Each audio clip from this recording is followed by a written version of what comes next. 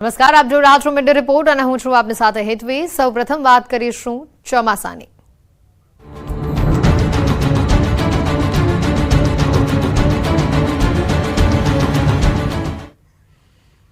ગુજરાતના ચોમાસા અંગે સૌથી સારા સમાચાર પ્રાપ્ત થઈ રહ્યા છે। ચોમાસું ગુજરાતથી માત્ર 540 કિલોમીટર જ દૂર છે। 2 દિવસમાં મહારાષ્ટ્રમાં ચોમાસાની એન્ટ્રી થઈ ગયેલી જોવા મળી શકે છે। મુંબઈમાં ઘણા ભાગોમાં વરસાદની શરૂઆત થઈ હોય તેવા સમાચાર છે। દક્ષિણ ગુજરાતમાં થોડા દિવસમાં જ ચોમાસાની એન્ટ્રી થઈ જશે। હાલમાં દક્ષિણ ગુજરાતના વાતાવરણમાં પલટો જોવા મળી રહ્યો છે, એટલે ચોમાસું નક્કી છે અને થોડા દિવસમાં જ તેની દસ્તક રાજ્યમાં પણ જોવા મળશે। માત્ર 2 દિવસની વાર છે। મુંબઈમાં ચોમાસાનું વિધિવત રીતે આગમન થઈ જશે। 540 કિલોમીટર ચોમાસું દૂર છે અને તેની અસર હાલ ખાસ કરીને દક્ષિણ ગુજરાતના જે ઘણા ભાગો છે ત્યાં જોવા મળી રહી છે।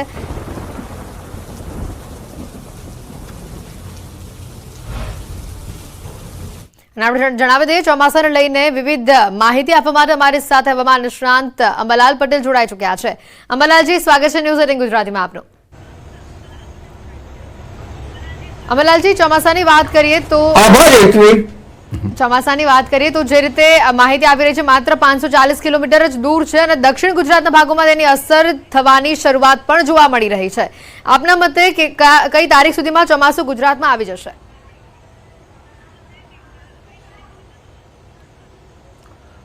તારીખ 10 સુધીમાં ચોમાસાની આગેકૂચ મુંબઈ દક્ષિણ મહારાષ્ટ્રના ભાગો સુધી આવશે।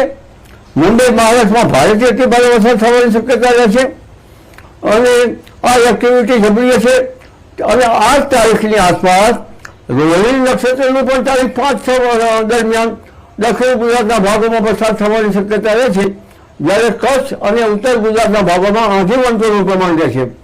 ક્વચિત છાંટાછૂટી થઈ શકે, પરંતુ ફરી ચોમાસાની વાત કરીએ તો 12 તારીખ સુધીમાં તો મુંબઈ મહારાષ્ટ્રનું ચોમાસું આગેકૂચ કરતું ભારે વરસાદ સાથે અહમદાબાદ વલસાડના ભાગોમાં, દક્ષિણ ગુજરાતના ભાગોમાં, સુરતના ભાગોમાં, દક્ષિણ સૌરાષ્ટ્રના ભાગોમાં, મધ્ય ગુજરાતના ભાગોમાં પહોંચી જશે અને અરબ સાગરમાં એક હવાનું હળવું દબાણ ઊભું થઈ રહ્યું છે, જેના કારણે તારીખ 15 સુધીમાં દક્ષિણ ગુજરાતના ભાગોમાં અને લગભગ દક્ષિણ સૌરાષ્ટ્રના ભાગોમાં વાવણી લાયક વરસાદ થવાની શક્યતા રહેશે।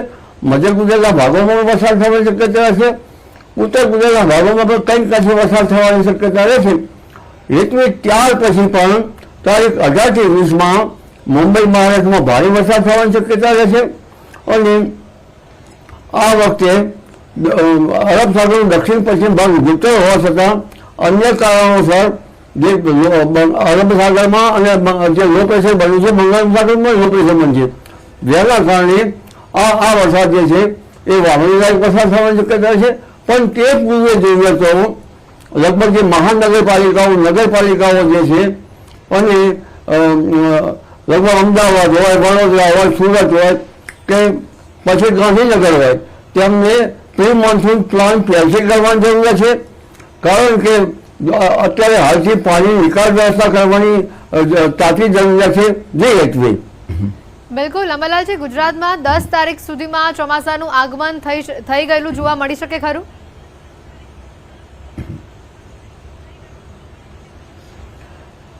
તારીખ સુધીમાં તો ગુજરાતમાં દક્ષિણ ગુજરાતમાં ચોમાસું પહોંચી જશે, દક્ષિણ સૌરાષ્ટ્રમાં પહોંચી જશે।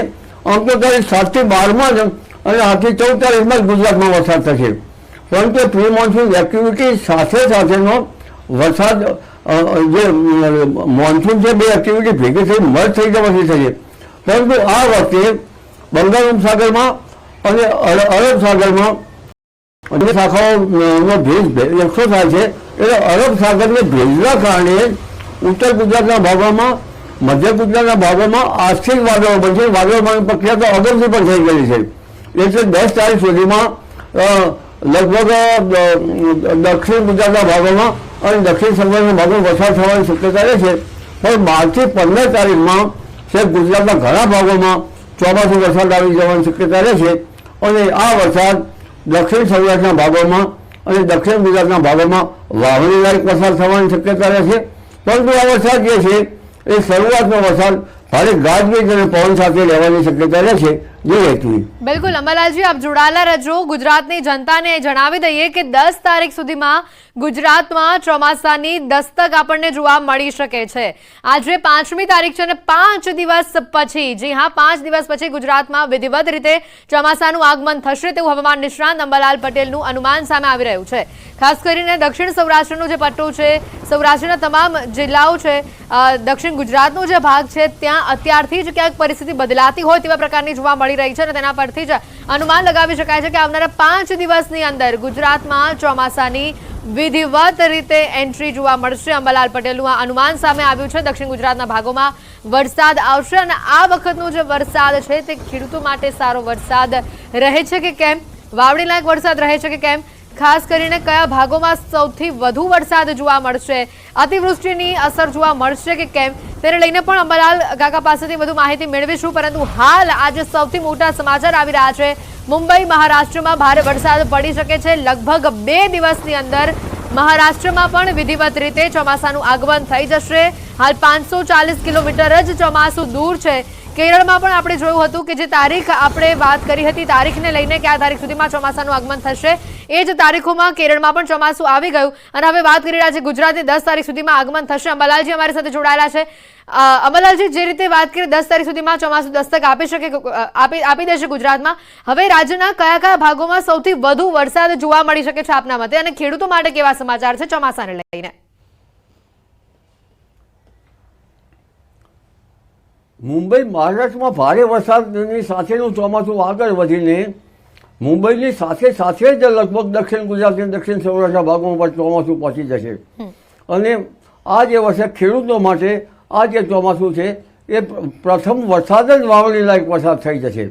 એટલે તારીખ 10થી તો દક્ષિણ ગુજરાતના ભાગોમાં દક્ષિણ સૌરાષ્ટ્રના ભાગોમાં થશે, પરંતુ તારીખ 12 સુધીમાં તો ગુજરાતના ઘણા ભાગો દક્ષિણના આવરી લેશે અને તારીખ 15મી જૂન સુધીમાં તો વાવણી લાયક વરસાદ લગભગ ગીરના ભાગો, અમરેલીના ભાગો, કેટલાક ભાવનગરના ભાગો, સુરતના ભાગો, કંઈક હાલારના ભાગો, ઉપરાંત મધ્ય ગુજરાતના ભાગો અને કંઈક અંશે લગભગ ઉત્તર ગુજરાતના ભાગોમાં આ ચોમાસા વરસાદ થશે। અમદાવાદ, ગાંધીનગરમાં પણ વરસાદ થવાની શક્યતા રહેશે। એટલે ખેડૂતો માટે આ જે પ્રથમ જે વરસાદ જે છે એ ઘણા ઠેકાણે વાવણી કરાવશે, પરંતુ આ વરસાદ જે છે એમાં વાવણી કરવામાં રોગ જીવાતનો ભય વધારે રહેતો હોય છે, કારણ કે મૃગશીર્ષ નક્ષત્ર જે છે એ રોગ જીવાત માટેનું નક્ષત્ર છે। એટલે વાવણી કરેલો જે પાક છે એના ઉગાવવામાં ખપેરી જેવા જંતુઓ પડતા હોય છે। ઉપરાંત ઘણી વખતમાં એફિડ, જેસિડ એવી જીવાત પણ પડતી હોય છે। જી હેતવી। બિલકુલ અંબાલાલજી, કઈ તારીખોમાં સૌથી વધારે વરસાદ આપ ગુજરાતમાં જોઈ રહ્યા છો અને કયા ભાગોમાં સૌથી વધુ વરસાદની આગાહી છે અને કેટલા ટકા વરસાદ વરસશે?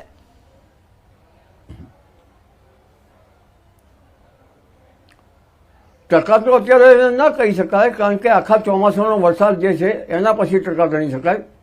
અત્યારે તો મોન્સૂનનો પ્રથમ વરસાદ થાય છે, એટલે એ ટકાવારીમાં જ્યારે ચોમાસું આપણું જૂનથી સપ્ટેમ્બર સુધીનું ગણાતું હોય છે અને ટકાવારી જૂનથી સપ્ટેમ્બર સુધીનું હોય છે, પરંતુ પ્રથમ જે વરસાદ જે છે એ લગભગ કોઈ ભાગમાં 2 ઇંચ કે કોઈ ભાગમાં 3 થી 4 ઇંચ જેવો વરસાદ થવાની શક્યતા રહેશે। એટલે આ જે ચોમાસું છે એ મુંબઈ મહારાષ્ટ્રમાં તો ભારેથી અતિ ભારે વરસાદ કરશે તારીખ 10થી 12ની આસપાસ, અને 12મી તારીખ સુધીમાં તો દક્ષિણ ગુજરાતમાં પણ ભારે વરસાદ કરશે। દક્ષિણ સૌરાષ્ટ્રના ભાગમાં પણ ભારે વરસાદ થશે, કોઈ ભાગમાં 3 ઇંચથી પણ વધારે વરસાદ થશે। અલબત્ત મધ્ય ગુજરાતના ભાગોમાં પણ ભારે વરસાદ થવાની શક્યતા રહેશે અને ક્વચિત આ વરસાદ જે છે ઉત્તર ગુજરાતના ભાગો સુધી આવી શકે। ગીરના ભાગોમાં વરસાદ થવાની શક્યતા રહેશે, અમરેલીના ભાગોમાં વરસાદ થવાની શક્યતા રહેશે, પશ્ચિમ સૌરાષ્ટ્રના ભાગોમાં પણ કંઈક વરસાદ થવાની શક્યતા છે અને રાજકોટના ભાગોમાં પણ કંઈક હળવો ભારે વરસાદ, હળવો અથવા તો કંઈક ઓછો વરસાદ થવાની શક્યતા રહેશે। કચ્છના ભાગોમાં પણ વરસાદ થવાની શક્યતા રહેશે।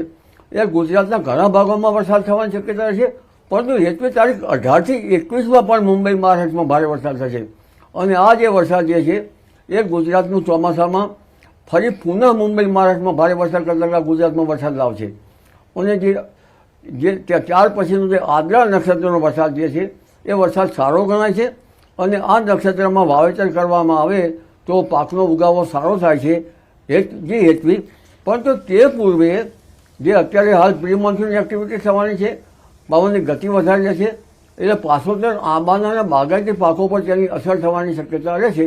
વેલાવાળા શાકભાજી ઉપર પણ તેની અસર થવાની શક્યતા ગણી શકાય. જી હેતુથી બિલકુલ વરસાદને લઈને જે આપણે વર્તારું કાઢ્યું હતું અને જે ચોમાસાની જે પરિસ્થિતિ, વાદળોની જે સ્થિતિ જોવા મળી રહી છે, એને લઈને એવું કહી શકાય કે ઘણા ભાગોમાં અતિવૃષ્ટિની પણ શક્યતા આ વખતના ચોમાસામાં આપણને જોવા મળી શકે છે.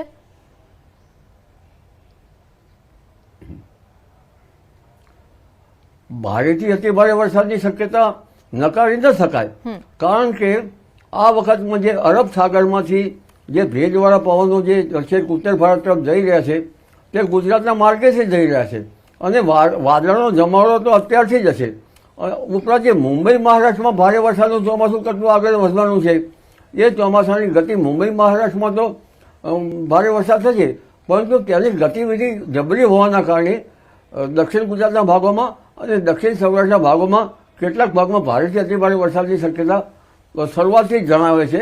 એ હેતુથી બિલકુલ સાથે જ આ ચોમાસાના દિવસો દરમિયાન વાવાઝોડાની કોઈ પરિસ્થિતિ ઊભી થતી આપ જોઈ રહ્યા છો?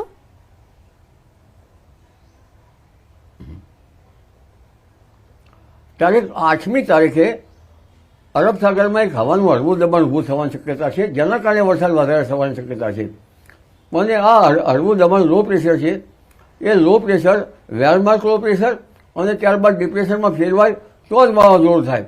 અત્યારે હાલ એવી કઈ સ્થિતિના મંડળ જોવા મળતા નથી, પરંતુ તે સ્થિતિને ધકારી શકાય નહીં. પરંતુ જે હળવા દબાણ હવાનું થવાનું છે, જેના કારણે ભારે વરસાદની શક્યતા છે. હેતુથી બિલકુલ ચોમાસાની જે આ સ્થિતિ આપ જોઈ રહ્યા છો, જે પ્રકારના વરસાદ વરસવાની આગાહી આપ કરી રહ્યા છો, એને ધ્યાનમાં રાખીને ખેડૂતોને સૌથી વધુ ખેતી માટે કઈ બાબતોનું ધ્યાન રાખવું અને કયા પાક વધુ લેવાની આપ સલાહ આપો છો?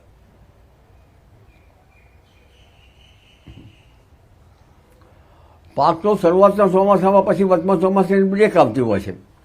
જો ગુજરાતમાં ગુજરાત હેરિકેટર ફિલ્ડ નામની જીવાત પડે કાતરા, તો પછી લગભગ 27 દિવસ સુધી વરસાદ થતો નથી, માત્ર ઝાપટા થાય છે.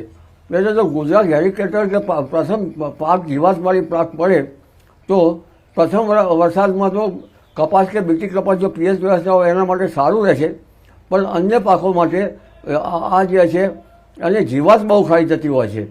અને ગુજરાત હેરિકલ્ચર પીરિયડ જો પડે તો બિલકુલ પાક છે લગભગ ફેલ જતો હોય છે. પરંતુ તારીખ 21 જૂન પછી જો વરસાદ થાય, 22 જૂનથી 28 જૂન આસપાસ, તો આ વરસાદ ચોમાસાનો સારો વરસાદ થતો હોય છે. પણ રોહિણી નક્ષત્રના પાછલા દિવસોમાં પ્રી મોન્સૂન એક્ટિવિટી થવાની શક્યતાથી આંધી વંટોળની શક્યતા હોવાથી આ વખતે ચોમાસાની ગતિવિધિ નિયમિત રહેવાની શક્યતા છે. જે હેતુથી બિલકુલ જે પાછોતરા વરસાદની પણ આપણે વાત કરી, તો આ પાછોતરો વરસાદ ખેડૂતોને ફાયદો કરાવી જશે કે પછી નુકસાન કરાવશે?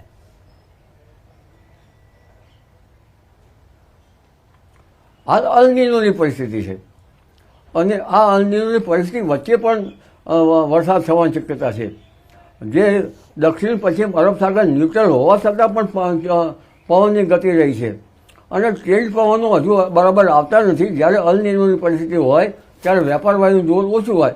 જો વેપાર વાયુનું જોર અત્યારથી હોત તો સચરાચર વરસાદ પૂર્વ આફ્રિકાથી છેક ચીન સુધીના ભાગો સુધી થાત. પણ આવી સ્થિતિનું જે નિર્માણ છે એ લગભગ લા નીનોની કન્ડિશન સપ્ટેમ્બરમાં બનવાની શક્યતા રહે છે. જ્યારે લા નીનોની શક્યતા જે છે એ ચોમાસાના મુખ્ય જે મહિનાઓ છે એ પૂરા થતાં પાછલા મહિનાઓ રહેવાની શક્યતા હોવાની શક્યતા રહેતા ટ્રેડ પવનો જે છે એ સપ્ટેમ્બર માસમાં આવી શકવાની શક્યતા હતા. પાછોતર વરસાદ જે નિંગલ કરેલા જે પાકો છે એના ઉપર વરસાદ થતાં એ પાકો પડી જવાની શક્યતા રહેતો છે અને બાજરી કે ધાન્ય પાકો ઉગી જવાની શક્યતા રહેતી હોય છે.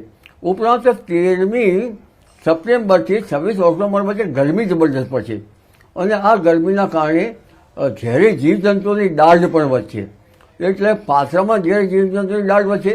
ઉપરાંત પાછોતર વરસાદ જે છે ભેજવાળું હવામાન કરી રહ્યું છે, જેના કારણે રોગ જીવાત વધી શકે એ સ્વાભાવિક છે. એટલે પાછલા વરસાદ જે છે એ ધાન્ય પાકો અથવા બીજા પાકો જે છે એ બગાડે નહીં જોવાનું હોય છે. દિવેલાના પાકો લગભગ ઓછા બગડે, પણ જો વરસાદનું પાણી સારું ન હોય તો દિવેલામાં ખાખરી આવી જાય કપાસના ભાગો પણ ઓછા બગડે, પણ કપાસના ભાગોમાં જો વરસાદનું પાણી બરાબર ન હોય તો એની ફૂલભમરી ગળી પડતી હોય છે. એટલે પાણી કેવું છે એના પર આધાર રહેતો હોય છે. તારીખ 30મી ઓગસ્ટનું જે વરસાદનું પાણી છે એ બિલકુલ સારું નહીં હોય. 13મી સપ્ટેમ્બર પછીનું પાણી સારું હશે અને 27 સપ્ટેમ્બરથી 5મી ઓક્ટોબર વચ્ચેનું પણ પાણી સારું હશે. એટલે આ જે પાણી જે છે એ કેવા છે એનો પ્રકાર એના પરથી ખબર રાખવામાં આવશે. પણ પાણી જ્યારે સારું હોય છે ત્યારે પાછોતર વરસાદ જે છે ધાન્ય પાકોને બગાડશે. જી હેતવી. બિલકુલ. અંબાલાલજી, આજે પાછોતરા વરસાદની વાત કરી, આ વરસાદ શું નવરાત્રી સુધી ખેંચાશે? ખેલૈયાઓની મજા આ વખતે બગડશે તેવું લાગે છે?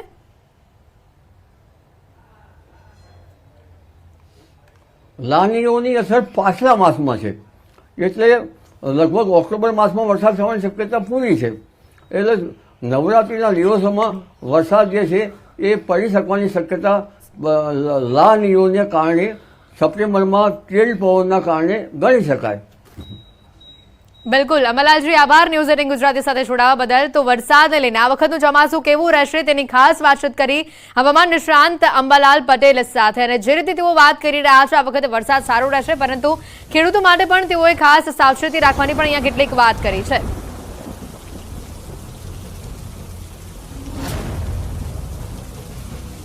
ચોમાસું ગુજરાતથી માત્ર 540 કિલોમીટર જ દૂર હોવાનું સામે આવી રહ્યું છે. આ 2 દિવસમાં મહારાષ્ટ્રમાં ચોમાસાની એન્ટ્રી થઈ શકે છે. મુંબઈના ઘણા ભાગોમાં વરસાદ જોવા મળી શકે છે. દક્ષિણ ગુજરાતમાં પણ થોડા દિવસમાં વરસાદની એન્ટ્રી આપણને જોવા મળશે. હાલમાં દક્ષિણ ગુજરાતના વાતાવરણમાં પલટો જોવા મળી રહ્યો છે.